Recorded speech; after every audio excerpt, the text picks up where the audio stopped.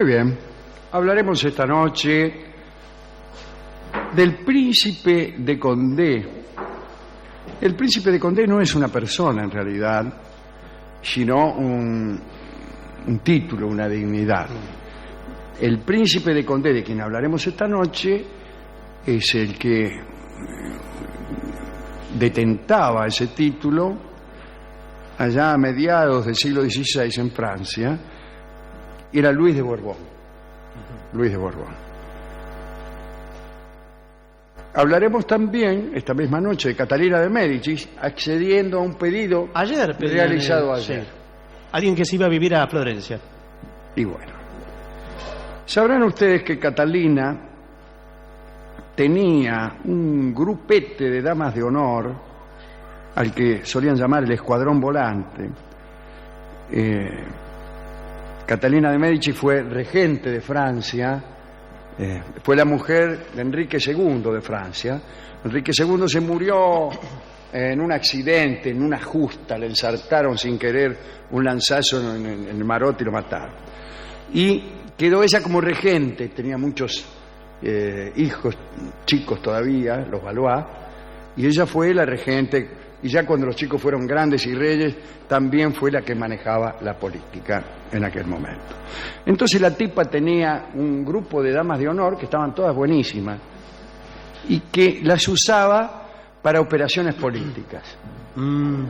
Entonces las mandaba a intimar con este o aquel opositor para obligarlo a ciertas conductas, para indagarlo, para averiguar, etcétera, etcétera, etcétera, ¿no? Y especialmente en las guerras de religión que acompañaron toda la vida política de Catalina de Médicis, unas guerras entre los protestantes que se llamaban hugonotes y los católicos, hasta que llega al trono Enrique IV, que era el hijo del hermano del príncipe de Condé, el hijo de Antonio de Borbón y el primero de los Borbones, que llega siendo protestante y se convierte al catolicismo para ser rey de Francia, y dice aquella famosa frase que según parece nunca dijo, que es: París bien vale una misa.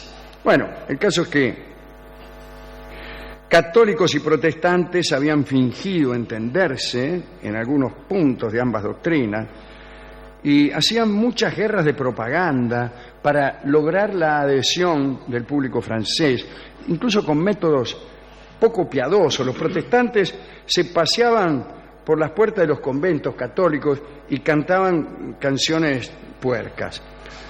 Los católicos, por su parte, acusaban a los reformistas de entregarse a orgías en el curso de sus reuniones. Bien, y las crónicas hablan de algunos desenfrenos. Una de las crónicas dice...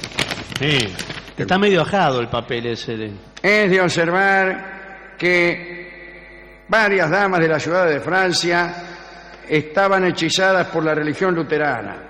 Dichas damas, para asistir a las asambleas, se apartaban de sus maridos, especialmente de noche. La mayoría iban a estas reuniones siendo honestas de cuerpo y regresaban convertidas en rameras meretrices. Bueno, así eran las cosas que se decían. Pero más allá de estos combates picarescos, había una verdadera guerra, una guerra sin metáfora, en la que participaban las familias más importantes de Francia. Y Luis de Borbón, el príncipe de Condé, era uno de los jefes de la reforma protestante. Luchaba contra el duque de Guise y contaba con el apoyo de Isabel, la reina de Inglaterra. El duque de Guise, la casa de Guisa, ¿no?, contaba con el apoyo del rey de España, que eran católicos. Y en las batallas no le fue bien a los protestantes, y Condé fue hecho prisionero. La corte francesa lo condenó, lo juzgó y lo condenó, porque el gobierno de Francia era católico. Y lo hubieran colgado, de no ser porque el joven rey Francisco II, el primero de los hijos que llegaron a reyes de Catalina, se murió. ¿Y por qué digo que no lo mataron porque se murió Francisco? Porque Francisco II se la tenía jurada al príncipe de Condé. Se murió, Catalina resolvió perdonarle la vida porque vio en Condé un tipo que podía ser útil a su causa y le ofreció la paz. Condé respondió con alguna lentitud. Bueno, estaba prisionero, estaba en Cana, y era un tipo de poco valor, además. Puso objeciones, pero al final se reunió con Catalina y la reunión tuvo lugar el 7 de marzo de 1563 en una isla ahí al oeste de Orleans. Para la ocasión, Catalina había llevado a la más hermosa de todas sus damas de compañía, que se llamaba Isabel de Limel.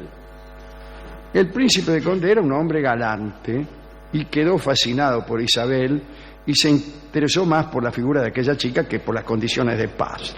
Las negociaciones duraron varios días y a cada encuentro Condé, queriendo mostrarse galante con Isabel, iba perdiendo su intransigencia. Parece que cuando Catalina calculó que el hombre estaba muy entusiasmado, le presentó el texto de un tratado de paz con gran ventaja para ella y le dijo que si firmaba eso lo dejaba libre. Y el tipo pensó, si me deja libre puedo irme atrás de esta mina, y firmó. Al día siguiente, la señorita Limel le mostró que la regente no era ingrata y que ella era muy ardiente en el amor. Quiero decir, se hicieron amantes. Catalina había instruido a Isabel para que enamorara a Condé. Entonces, esperó que se enamorara mucho. Cuando creyó que Condé ya estaba como loco, llamó a Isabel y le encargó una nueva misión.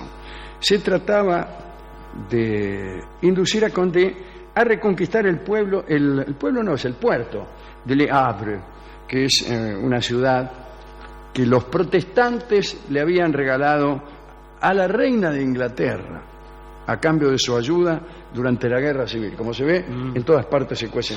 Sí. Muy bien. Entonces le dijo Catalina Condé, tengo una misión por encargarle. Tiene que reconquistar para Francia el puerto de Le Havre. Bueno, de la reconquista de aquel puerto dependía la seguridad de Normandía. Es un puerto sobre el Atlántico. Antes muchos de los barcos que venían desde América paraban ahí en el puerto del Havre y seguramente ahora también. Sí. Bueno, le pidió a Condé su ayuda y Condé le dijo más sí, porque parece que Isabel se lo pidió en una noche de amor. Me dijo, che, qué sé yo, Condé, ¿por qué no reconquistás el puerto de Le Havre y somos felices para siempre? Más sí. Entonces marchó con un ejército y él mismo convenció a algunos jefes protestantes y se enteró la reina de Inglaterra. Quedó muy sorprendida y el embajador de Inglaterra lo fue a ver a Condé y le dijo, Monsieur, usted es un traidor. Bueno, no le importó a Condé, lo único que quería era estar con Isabel, el tipo. Unas semanas más tarde estaba Condé frente al puerto de Le Havre con la espada en la mano, ¿no?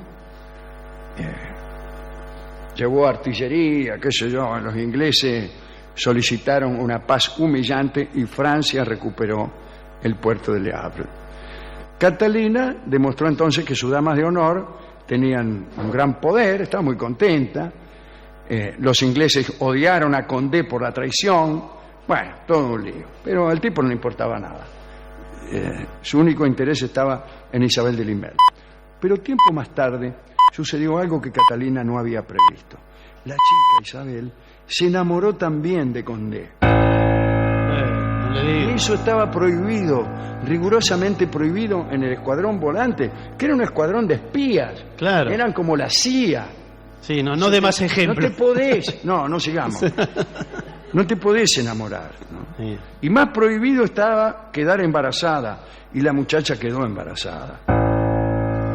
Lo ocultó, sin embargo, con tal arte y tanto esmero, que el parto dejó a todo el mundo estupefacto. Dio a luz y el escándalo fue enorme. Catalina se enojó como nunca en la vida y, sin tener en cuenta el estado de debilidad en que se hallaba su dama, la metió en cana.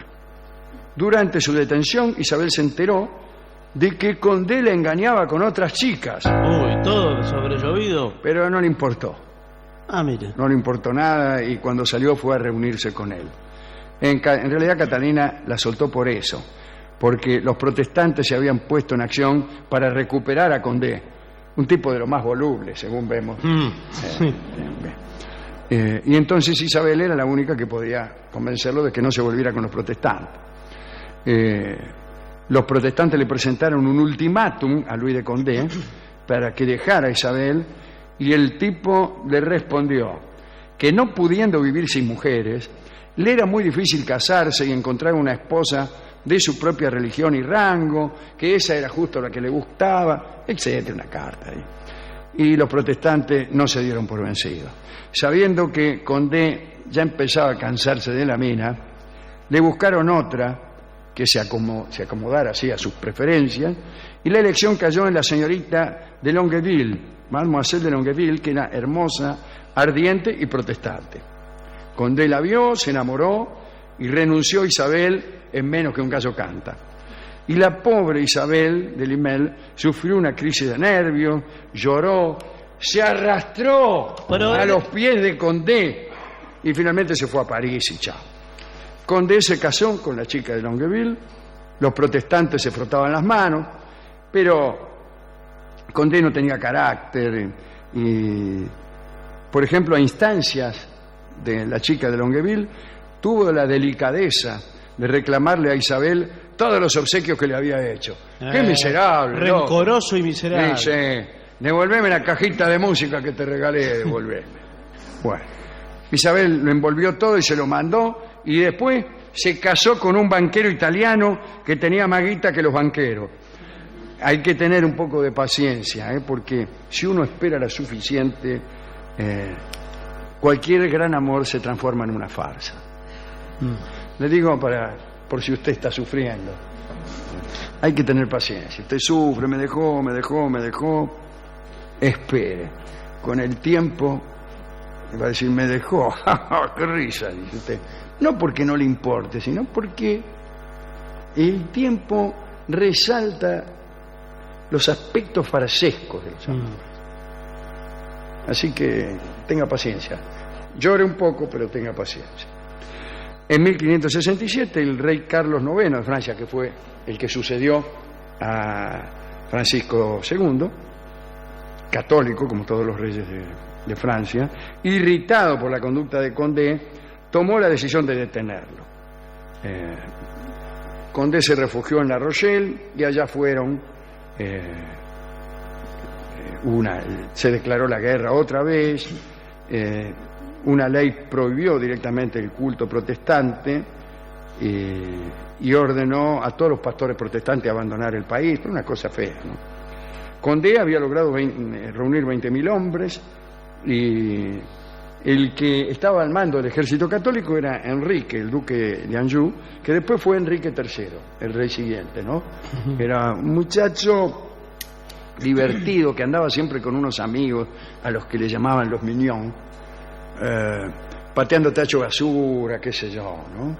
Era un tipo medio raro. Después fue rey y terminó mal también, lo mataron. Pero bueno, ese ejército superaba al ejército protestante en armamentos, se produjo la batalla de Journat, bueno, todo eso. Condé murió mal.